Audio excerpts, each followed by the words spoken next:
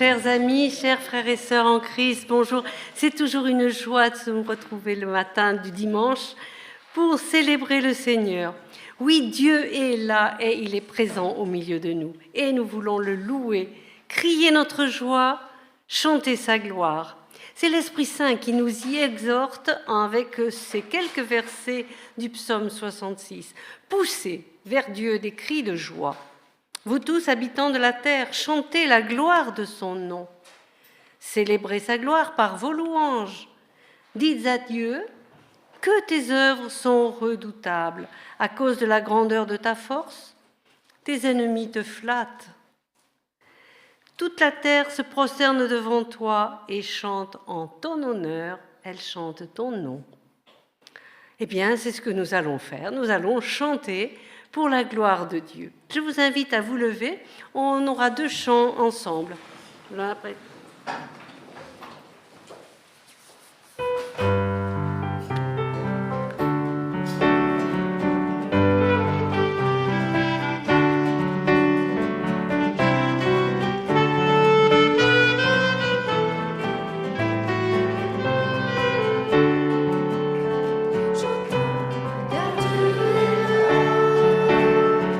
Où sont les cris de joie?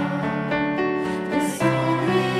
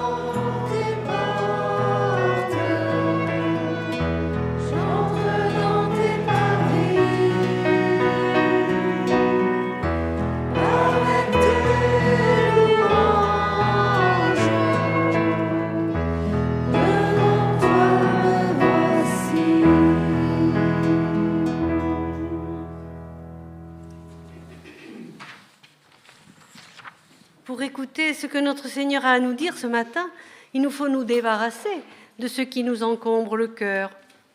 Comment se remplir à sa source si on est déjà préoccupé par des soucis? Alors nous allons prier pour demander à Dieu de libérer notre cœur.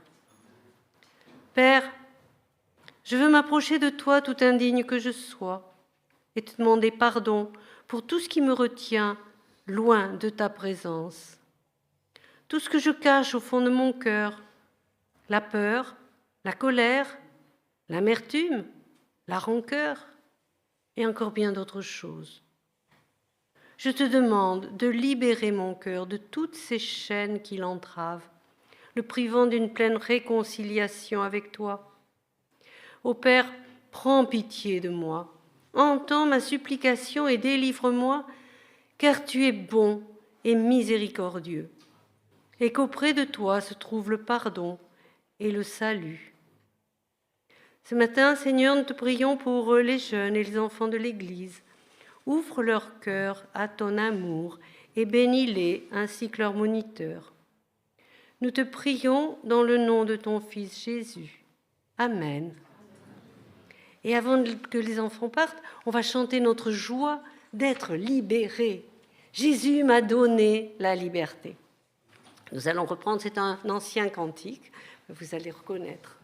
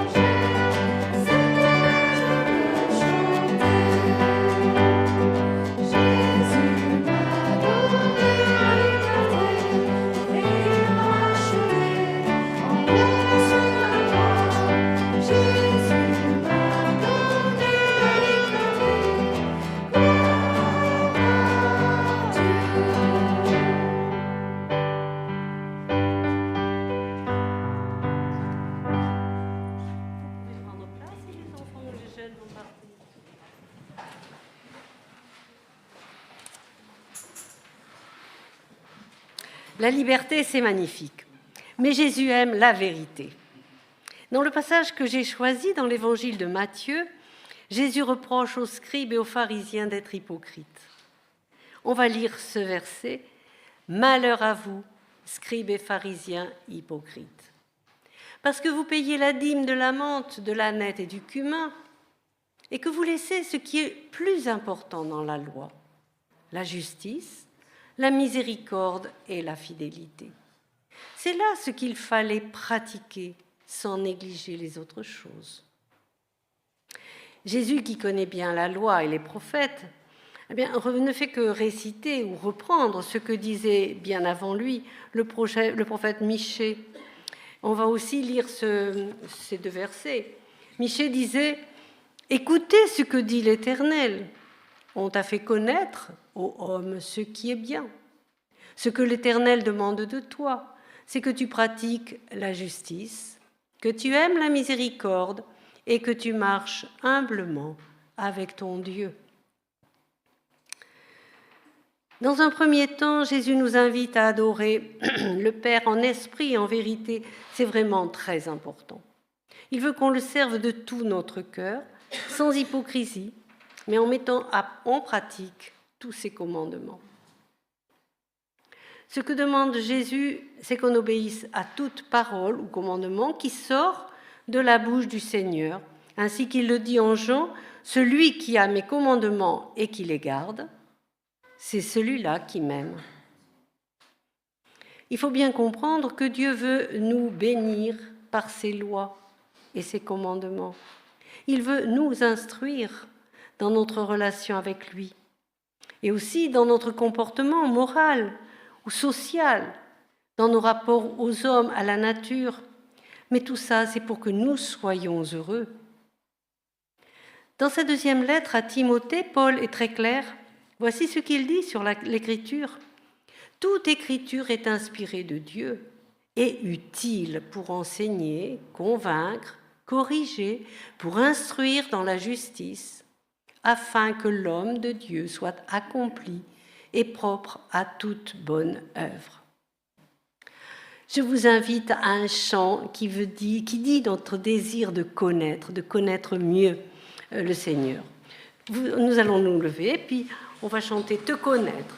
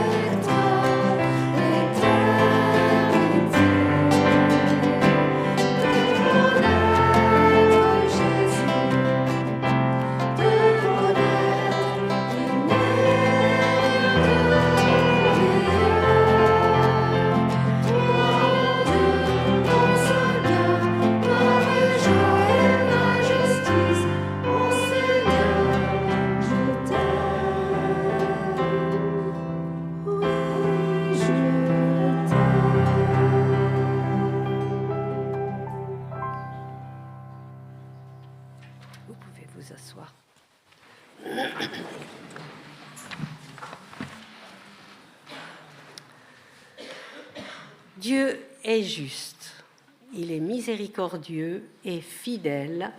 Nous lisons ce verset du psaume 89. La justice et l'équité sont la base de ton trône, et la bonté et la fidélité sont devant ta face. Oui, la miséricorde et la justice, ce sont des attributs de Dieu.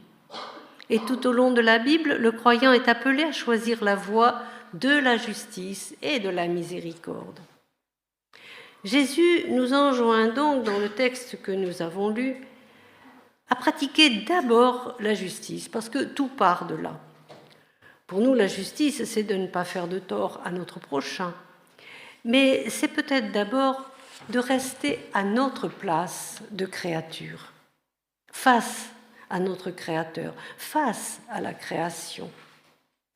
C'est peut-être d'abord reconnaître la grandeur et la sainteté de Dieu, lui laisser la première place.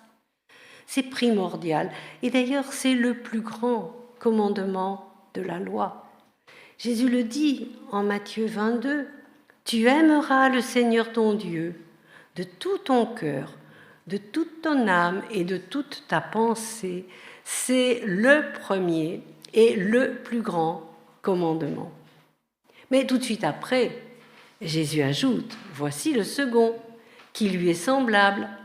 Tu aimeras ton prochain comme toi-même. » La loi de Dieu est une loi d'amour. Et c'est assez naturel que Jésus nous engage à donc prendre plaisir à la miséricorde. C'est une tournure qu'on n'a pas eu l'usage aujourd'hui. Mais prendre plaisir à la miséricorde, être miséricordieux, c'est avoir de la compassion, c'est témoigner de la bonté, c'est pardonner, accueillir l'autre dans sa compréhension propre de Dieu, avec respect. C'est l'aider à grandir auprès de Dieu et dans le monde pour que lui aussi trouve sa place. Et donc, pour revenir à ce premier texte que j'ai cité tout à l'heure, Jésus termine en nous encourageant à la fidélité. C'est vrai que rien ne peut se faire sans l'Esprit Saint. C'est lui la source d'eau vive qui nous révèle le cœur de Dieu. Jésus insiste donc sur une démarche active de notre part pour rencontrer le Père, vivre pour lui, marcher humblement avec lui. Se laisser inspirer, ne compter que sur lui. Mais la fidélité, ça s'entretient. C'est quand on apprend à connaître Dieu à chaque instant qu'on devient de plus en plus intime avec lui. Alors, fuyons l'hypocrisie. Désirons pratiquer justice, miséricorde et fidélité, ainsi que le dit Jésus. Et engageons-nous en vérité à la suite de Dieu et de tout notre être, pas seulement en professant, mais en pratiquant. C'est vrai que c'est difficile, mais c'est là ce qu'il nous faut demander au Seigneur pour qu'il nous accompagne. Et nous allons chanter, avant de finir sur un temps de prière libre, le chant qu'on va chanter maintenant exprime notre désir justement de marcher à la suite de Jésus. Nous allons chanter « Une chose que je désire ardemment ». Je vous invite à vous lever.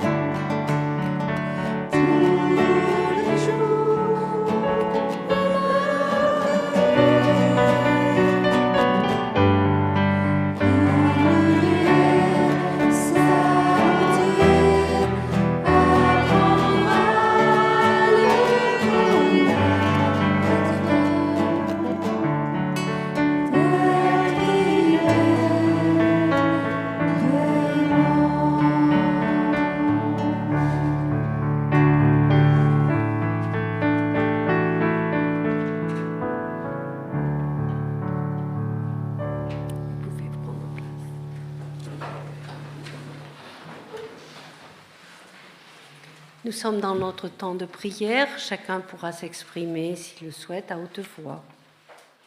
Prions. Seigneur, tu nous appelles à marcher à ta suite parce que tu es bon et que tu veux notre salut. Tu n'es pas venu appeler des justes, mais des pécheurs. Aussi, nous te sommes reconnaissants pour ton pardon en Jésus, l'agneau qui enlève le péché du monde. Ce que nous désirons et que nous te demandons au nom de Jésus ce matin, c'est de nous sanctifier par ton Saint-Esprit. Que nos vies puissent te glorifier et porter le fruit que tu attends de nous. Amen.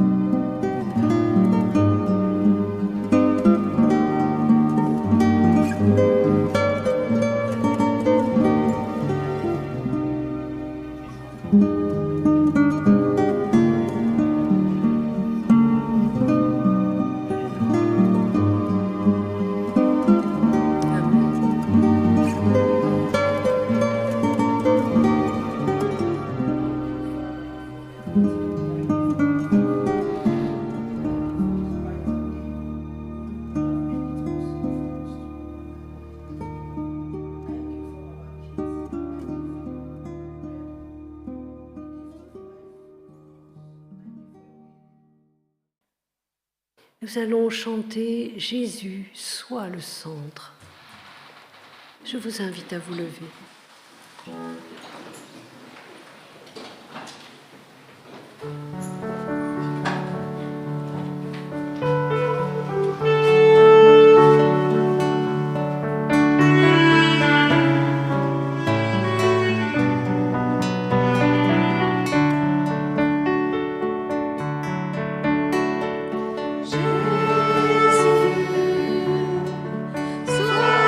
centre.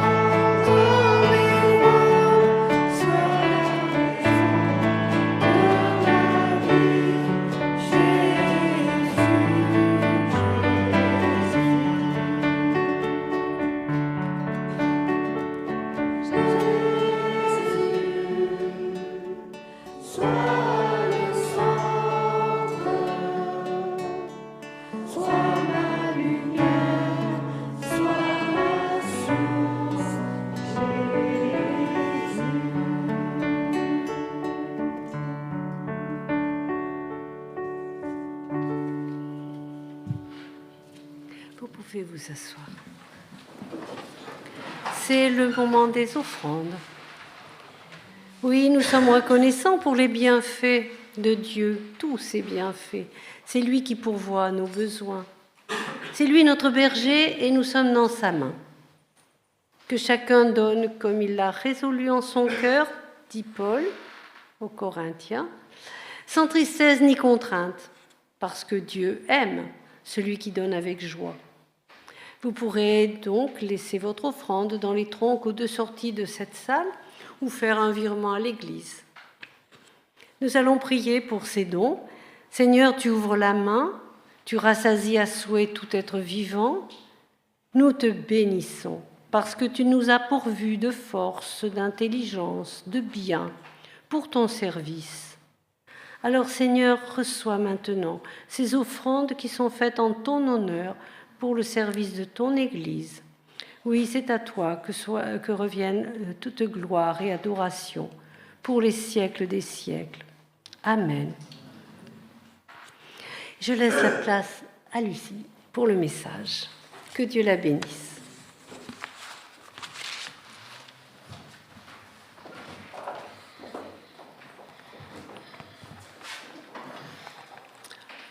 Bonjour à toutes et à tous. Il y a quelques semaines, voici le texte qui s'affichait sur mon plan de lecture quotidien dans l'évangile de Matthieu, au chapitre 11, verset 25.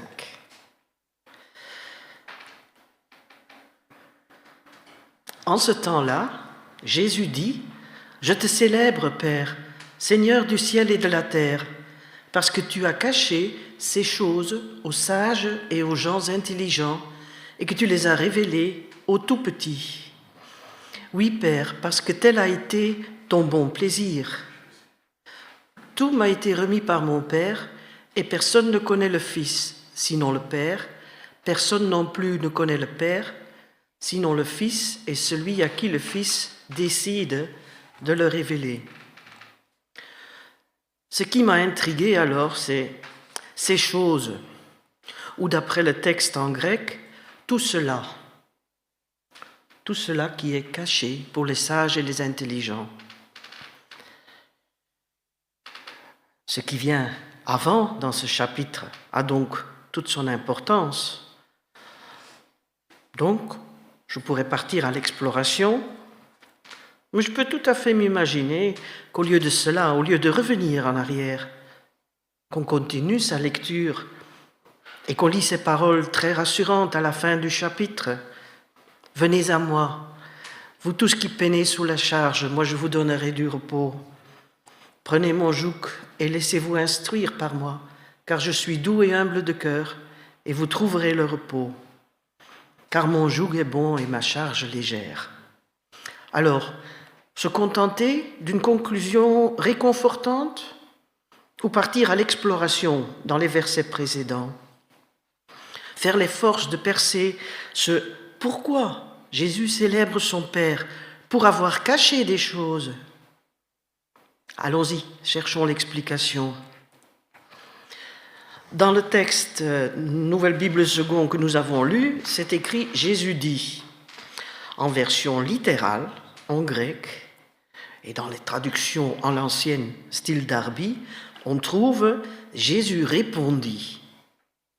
Mais il répondit à qui? Clairement, Jésus répond à son Père. Même s'il n'y a pas eu de voix audible, on aperçoit ici quelque chose de cette communion permanente entre le Père et le Fils. Et on comprend la mission du Fils de Jésus, qu'on a lu au verset 27. Personne non plus ne connaît le Père, sinon le Fils et celui à qui le Fils décide de le révéler. Jésus vient nous révéler le Père. Il vient compléter la révélation depuis Abraham, Moïse, les prophètes. Jésus est l'accomplissement de la révélation de Dieu. Et il parle de ces choses, de tout cela, caché aux sages, aux gens intelligents, mais révélé aux tout-petits. Comment comprendre? Dès sa naissance, Jésus se laisse trouver. D'abord, il est vrai, par des gens très simples, des bergers. Mais ensuite, il se laisse aussi trouver par des sages, Pensez aux rois mages. Ils connaissaient les étoiles. Ils avaient accumulé des connaissances. C'est ce mot qu'utilise Jésus, des sages, des savants, des gens qui ont fait des études, les astronomes, les philosophes, les théologiens. Il n'est pas question de gens simplement intelligents, de nature, mais de personnes qui ont étudié, appris des choses, parce qu'ils ont fait l'effort. L'intelligence, ça se définit comme la capacité à résoudre des problèmes de toutes sortes. Le savoir, c'est autre chose. On peut être intelligent, savoir résoudre des problèmes, sans être sage, dans le sens d'avoir eu une bonne éducation, avec beaucoup de connaissances. Et on peut à la rigueur même être sage, sans être intelligent, accumuler du savoir des années durant, sans ensuite pouvoir discerner quoi en faire, ni quand. Première indication, ces choses cachées, tout cela, ce sont des choses qu'on n'apprend pas à l'école, ni à la fac, mais plutôt par expérience. Quelles expériences? Si vous le permettez, je vous amène à explorer tout le chapitre, brièvement bien sûr. C'est toujours bien de lire un texte dans son contexte, surtout maintenant qu'en groupe de maison, on a justement parlé des versets hors contexte. Ici, le chapitre 11 commence par « Lorsque Jésus eut achevé de donner ses ordres à ses 12 disciples, il partit de là pour enseigner et proclamer le message dans leur ville. » Dans le chapitre 10, Jésus a envoyé ses disciples. Il leur a donné des instructions, quoi faire, quoi ne pas faire. On comprend qu'il n'y a donc pour le moment plus qu'un petit groupe de disciples avec lui. Lui, il part dans les autres villes, villages. Et pendant qu'il est là, dans ces autres villes, des disciples de Jean-Baptiste viennent le voir et l'interroger. Jean-Baptiste, dans sa prison, avait entendu parler des œuvres du Christ. Il envoya ses disciples lui demander « Est-ce toi celui qui vient, ou devons-nous en attendre un autre ?» Jean-Baptiste a été mis en prison par Hérode, qui l'avait vexé. En effet, il avait osé dire à Hérode, le roi, qu'il n'avait pas le droit d'avoir comme épouse la femme de son frère. Vexé, Hérode fait mettre Jean en prison, et plus tard il le fera décapiter. Ici, Jean-Baptiste est encore vivant, en prison, et en proie à des sentiments de découragement, de désillusion, de doute. Jean-Baptiste avait introduit Jésus comme étant le Messie, tant attendu, celui qui allait mettre fin à l'occupation par des Romains, leur oppression.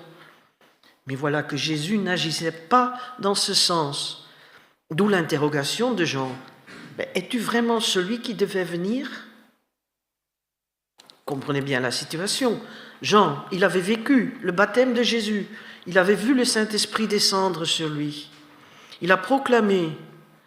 Le lendemain, il voit Jésus venir à lui. Il dit « Voici l'agneau de Dieu qui enlève le péché du monde. » Jean, il a aussi dit « Il faut que lui croisse et que moi je diminue. » Ou encore « Moi je vous baptise dans l'eau pour un changement radical, mais celui qui vient derrière moi est plus puissant que moi et ce serait encore trop d'honneur pour moi que de lui ôter ses sandales.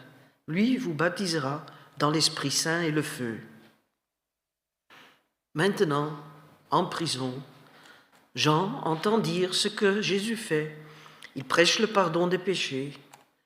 Mais Jean constate que les pécheurs continuent à pécher, que les dirigeants religieux ne changent pas de comportement et que Jésus ne touche pas aux Romains, aux oppresseurs qui continuent à harceler le peuple.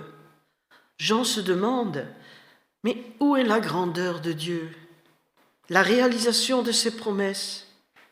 Me suis-je fatigué pour rien et j'ai perdu mon temps? Oui, ce Jean si remarquable et remarqué avec ses habits de moine à manger des sauterelles, l'extravagant qui n'avait pas peur de « que dira-t-on » Voilà ce Jean en prison, en proie à des doutes. Il n'en peut plus et il envoie ses disciples interroger Jésus. « Es-tu le Messie qui doit venir ou devons-nous attendre quelqu'un d'autre » Et Jésus répond à ses disciples de Jean. « Allez raconter à Jean ce que vous entendez et voyez. Les aveugles retrouvent la vue, les infirmes marchent, les lépreux sont purifiés, les sourds entendent, les morts se réveillent et la bonne nouvelle est annoncée aux pauvres. » Jésus leur répond en citant le prophète Ésaïe, mais il le cite de façon incomplète. Il n'ajoute pas ce que désirerait tant entendre Jean dans sa prison pour faire sortir de la forteresse le prisonnier. Par contre, Jésus ajoute « Heureux celui pour qui je ne serai pas une cause de chute. » Jean doute et il envoie interroger Jésus. Il ne reste pas immobile dans ses doutes. Et remarquez que Jésus ne répond pas directement à la question de Jean-Baptiste. « Es-tu le Messie ?» Jésus évite de répondre à cette question. Et pas seulement à cette occasion ici, mais il dit au contraire, observez, regardez, constatez, faites votre expérience et tirez vos conclusions par vous-même. Les disciples de Jean repartent. À leur départ, Jésus se mit à dire aux foules à propos de Jean, « Qu'êtes-vous allé voir au désert ? Un roseau agité par le vent ? Alors, qu'êtes-vous allé voir ? Un homme vêtu avec raffinement ? Mais ceux qui s'habillent avec raffinement sont dans les maisons des rois. Qu'êtes-vous donc allé voir ? Un prophète ? Oui, je vous le dis, et plus qu'un prophète. C'est à son sujet qu'il est écrit « Moi j'envoie devant toi mon messager pour frayer ton chemin devant toi. » Après la question que les disciples de Jean ont posée à Jésus, à son tour, Jésus va poser une question aux foules concernant justement ce Jean-Baptiste. Et avez-vous remarqué la répétition dans la question ? 3 fois la même chose. Matthieu, le rédacteur, s'amuse-t-il à répéter la même interrogation ? Ou serait-ce Jésus qui appuie largement sur cette interrogation ? Qu'êtes-vous allé voir ? La foule a été captivée par Jean-Baptiste, cet homme extravagant qui ne cochait pas les bonnes cases. Au contraire, celui qui renversait les us et coutumes pour leur parler d'une nouveauté, de se repentir, de changer de façon de faire. Ah, les foules sont toujours attirées par les nouveautés, le mouvement de masse. Tous y vont, donc nous irons aussi. Le mimétisme. Il y aura certainement quelque chose à voir. Et la foule, elle a vu quoi ? Non pas un roseau. Des roseaux, il y en avait plein dans la vallée du Jourdain, près de la rivière. Et non, Jean n'était pas comme les roseaux. Il ne se pliait pas au vent dominant. Au contraire, il prêchait d'aller à l'envers de ce que l'on faisait couramment. Il prêchait un changement de style de vie. Deuxième question. Qu'êtes-vous allé voir ? Un homme bien vêtu ? Bon sang que non. Qu'est-ce qu'il était de mauvais goût, ce Jean, dans ses vêtements de poil de chameau. Donc ce n'est pas l'aspect extérieur qui attirait les foules. C'était peut-être que la nouveauté. Ils y sont, ils ont allé, ils ont vu, ils ont entendu un prophète, quelqu'un qui leur parlait de Dieu. Souvenez-vous, après le prophète Malachie, il y eut 400 ans de silence, plus de prophètes. D'où leur enthousiasme. Allons, écoutez-le parler, ce nouveau. Et les plus religieux parmi ceux qui ont été le voir ont peut-être compris que ce Jean-Baptiste avait quelque chose à voir avec ce dont parlait le dernier des prophètes, justement, Malachie. Je vous envoie Élie, le prophète, avant que n'arrive le jour du Seigneur, jour grand et redoutable. le même Élie qui revient ou un autre? Jean-Baptiste serait-il le nouvel Élie qui vient avant quelqu'un de plus grand, le Seigneur? Je ne sais pas, la foule commence à cogiter. Parce qu'ensuite, Jésus déclare Jean comme étant très, très, très important. Amen, je vous le dis, parmi ceux qui sont nés de femmes, il ne s'en est pas levé de plus grand que Jean le baptiseur. Cependant, le plus petit dans le royaume des cieux est plus grand que lui. Mais Jésus ne laisse pas le temps aux foules d'être impressionnées. Il ajoute cependant, le plus petit dans le royaume des cieux est plus grand que lui. Jean, la personne la plus grande, et dans le royaume, c'est lui le plus petit. Que c'est compliqué. Non, il ne sait pas ce qu'il raconte, il ne fait qu'un discours. Allez, on va écouter quelqu'un d'autre. Toutefois, pour nous, ce n'est pas si difficile que ça à comprendre si on observe bien les détails. Parmi ceux qui sont nés de femmes versus ceux qui sont dans le royaume des cieux. Ça nous rappelle la conversation entre Jésus et Nicodème, où il était aussi question de naître de femmes. Nicodème demande, un homme, il ne peut pourtant pas retourner dans le ventre de sa mère et naître une seconde fois. Le royaume des cieux, c'est pour ceux qui sont nés de nouveau, non pas depuis le ventre d'une femme, mais nés d'eau et d'esprit. Jésus continue à parler. Il ajoute, « Depuis les jours de Jean le baptiseur jusqu'à présent, le royaume des cieux est soumis à la violence, et ce sont les violents qui s'en emparent. Car tous les prophètes et la loi ont parlé en prophète jusqu'à Jean. Et si vous voulez l'admettre, l'Élie qui devait venir, c'est lui, que celui qui a des oreilles entende. » Jésus vient d'inviter ceux qui ont des oreilles à entendre. Et il va comparer ceux qui écoutent. À qui comparerais-je cette génération? Voici à quoi elle est semblable. Des enfants assis sur les places publiques qui appellent les autres en disant « Nous avons joué de la flûte et vous n'avez pas dansé. Nous avons chanté des complaintes et vous ne vous êtes pas lamentés. » La musique joyeuse, réaction logique, c'est danser. Ça manquait. Une musique triste. La réaction logique, pleurer. Jean annonçait un message triste. Il parlait de péché, de quoi faire pleurer. Jésus venait avec un message de grâce, de pardon, de guérison, de quoi faire danser. Et la comparaison continue. Jésus dit, car Jean est venu, il ne mangeait ni ne buvait, et l'on dit, il a un démon. Le Fils de l'homme est venu, mangeant et buvant, et l'on dit, c'est un glouton et un buveur, un ami des collecteurs des taxes, des pécheurs. Mais la sagesse a été justifiée par ses œuvres. Voici la réaction exagérée de la foule. Ils considèrent que Jean-Baptiste est démonisé et que Jésus est un alcoolique qui se tient en mauvaise compagnie.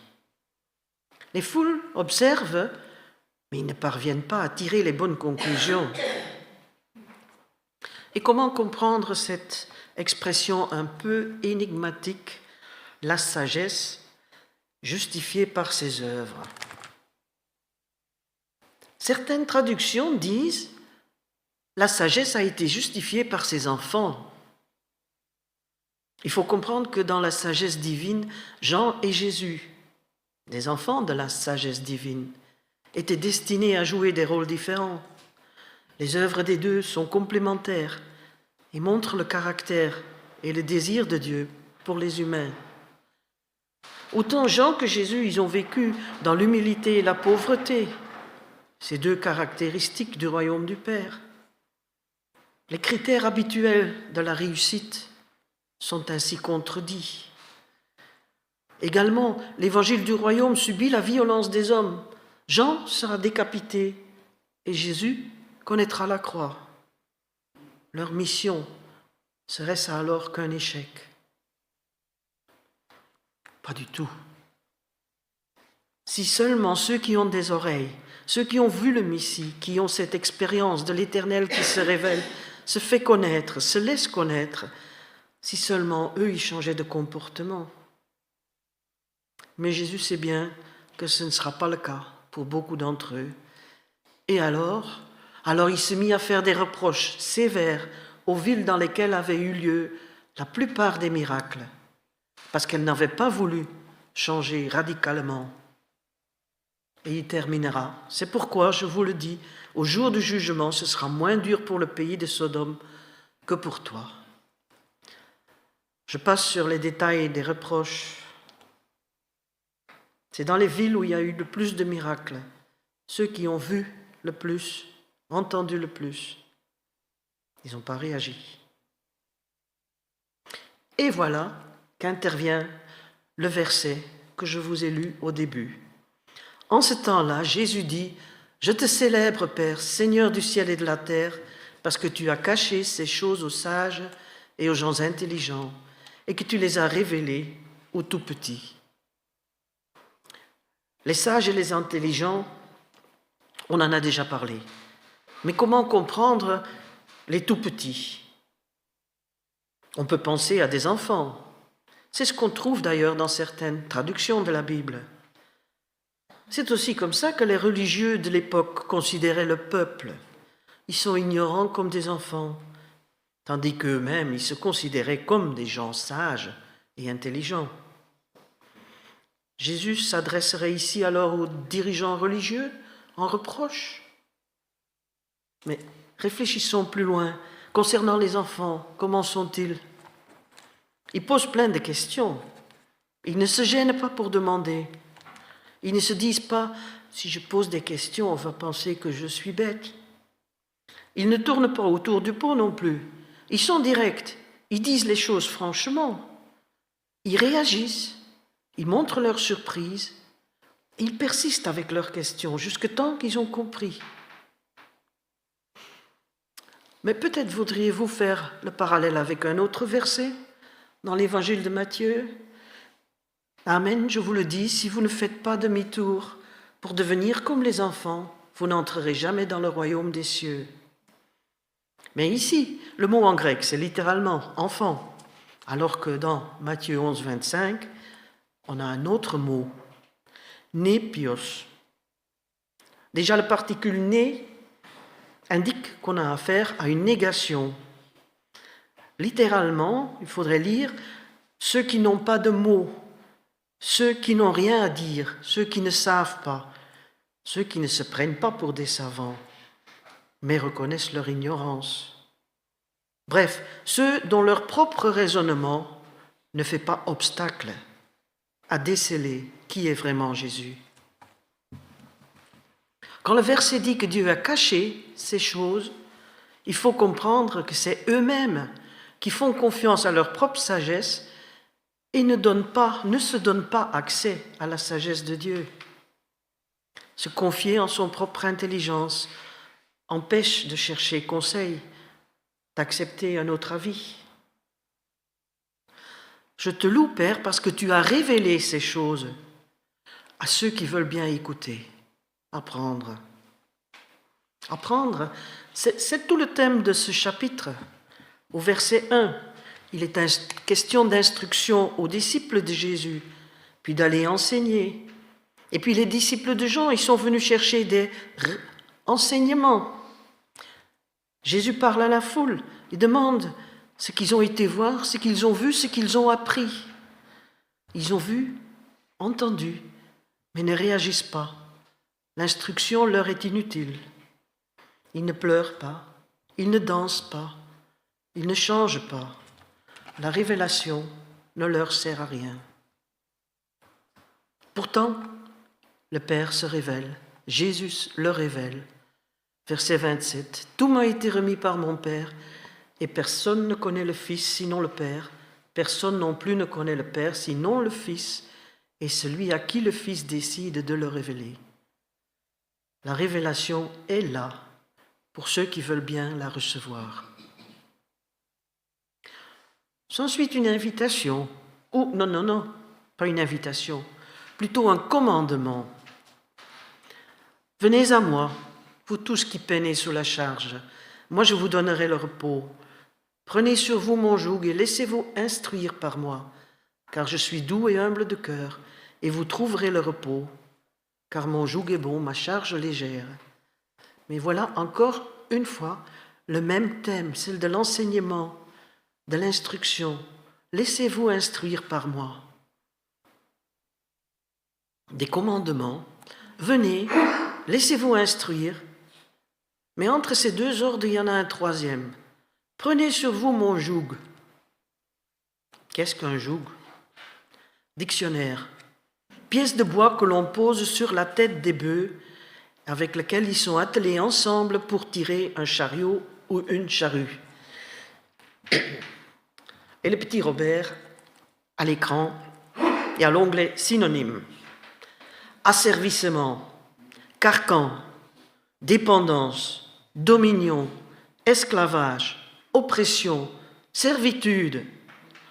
Qui aurait envie de prendre un joug? Mais regardons-le autrement. Être sous le même joug, ça veut dire subir non seulement la charge, mais aussi le caractère de l'autre. Deux bœufs, un de type agressif et fonceur, l'autre timide et moins costaud. Ce deuxième sera en souffrance sous ce joug, non pas à cause de leur charge, mais à cause du caractère de celui avec qui il est sous le même joug. Il y a très peu de notes autobiographiques dans les évangiles. Sauf ici, Jésus dit « Je suis doux et humble de cœur ». Cela n'arrive pas souvent que Jésus se décrit lui-même. Il dit comment il est. Doux et humble de cœur. Autrement dit, le joug qu'il impose ne sera pas une domination, une oppression, un esclavage, un carcan. Au contraire, il vient porter notre charge avec nous. Sous un joug, on est deux, on partage le poids. Se placer sous le joug avec Jésus, c'est accepter qu'il se lie à nous, que lui, il porte une partie de notre fardeau. Prenez mon joug, ce n'est alors pas une charge, une contrainte, mais un soulagement et la fin de la solitude. Sous le même joug, on écoute Jésus nous instruire, à condition d'accepter d'être un de ces tout-petits. Sans cela, pas de révélation, pas de compagnon de route. Alors j'espère que nous pouvons tous dire, avec Jésus, « Je te célèbre, Père, Seigneur du ciel et de la terre, parce que tu as caché ces choses aux sages et aux gens intelligents, et que tu les as révélées aux tout-petits. » J'invite les tout-petits à prier.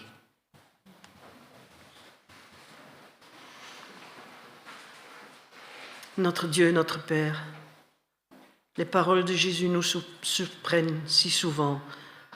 Ils vont à contre-courant de ce que vit notre monde. Mais normalement, les choses sont cachées aux petits et connues par les savants. Tu renverses l'ordre des choses. Tu caches à ceux qui croient savoir. Et tu te révèles à ceux qui sont prêts à écouter, observer, faire une expérience, au lieu d'avoir d'emblée une réponse toute faite. Vraiment, Jésus, tu nous amènes sur des chemins nouveaux. Tu nous surprends, tu nous fais explorer. Mais dans toutes ces choses, tu marches à côté de nous, avec nous, et la charge que tu imposes, tu la portes avec nous, Seigneur. Comment alors ne pas te faire confiance pour aujourd'hui et pour demain? Alors merci, Père, pour le bonheur de pouvoir marcher avec Jésus. C'est en son nom que nous te prions, te remercions et te louons. Amen. Et je vous invite à chanter ensemble. Quel bonheur de marcher avec lui.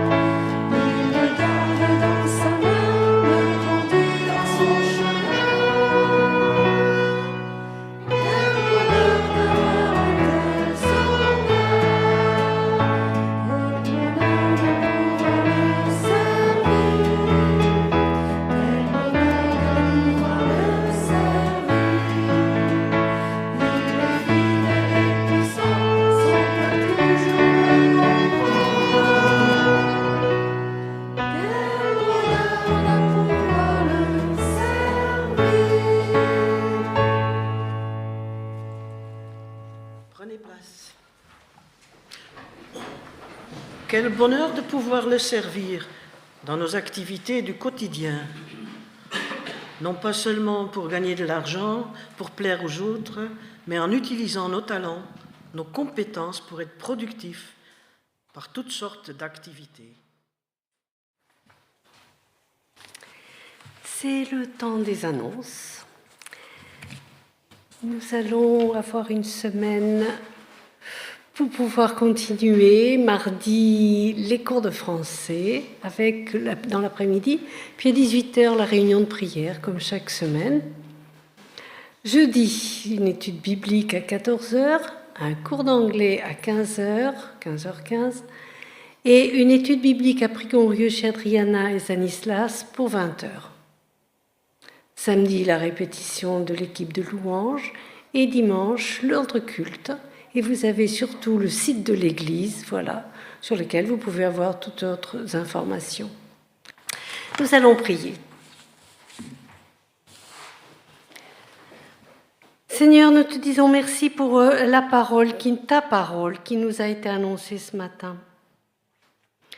Merci parce que tu nous exauces quand nous invoquons. C'est pourquoi nous te prions avec assurance pour notre Église, pour chaque personne ici présente. Garde-nous, oui, dans ta présence bienfaisante tout au long de la semaine et accompagne François dans sa nouvelle installation. Nous te confions nos frères et sœurs absents, malades, dans la solitude, dans la détresse. Te prions pour ceux qui sont dans le deuil. Seigneur, console-les et affermis leur foi. Nous voulons aussi prier pour nos frères et sœurs persécutés à cause de ton nom et pour tous ceux qui souffrent dans les divers conflits du globe. Seigneur, nous te prions de les accompagner, de les encourager dans leurs épreuves. Enfin, Seigneur, nous te demandons la paix pour notre pays. C'est vrai, Seigneur, tu es le roi souverain, tu es notre puissant refuge. Gloire à toi dans les siècles des siècles. Amen. Et pour terminer, nous allons chanter le chant « Quand le vol de la tempête », mais en fait, c'est le refrain que j'aime bien, « Compte les bienfaits de Dieu ». Nous sommes au bénéfice de tous ces bienfaits qui sont égrenés tout au long du jour et de la nuit, parce que si on se réveillait sans souffle, c'est qu'on n'y serait plus. Hein. Donc la nuit aussi, le Seigneur veille sur nous, et même partie, les bienfaits de Dieu nous t'accompagnent, François. Voilà, je vous invite à vous lever.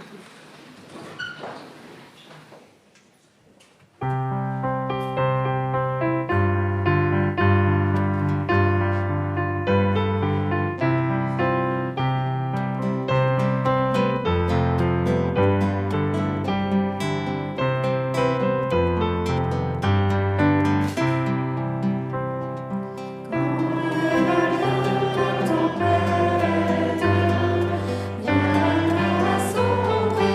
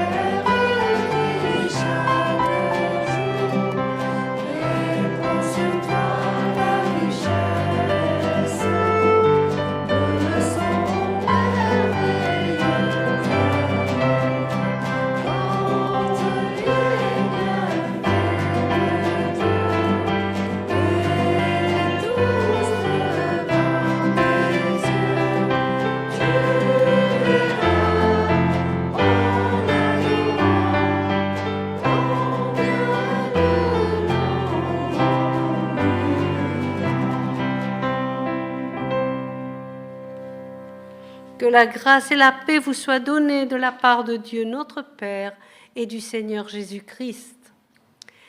Bon dimanche et bonne semaine. Au revoir.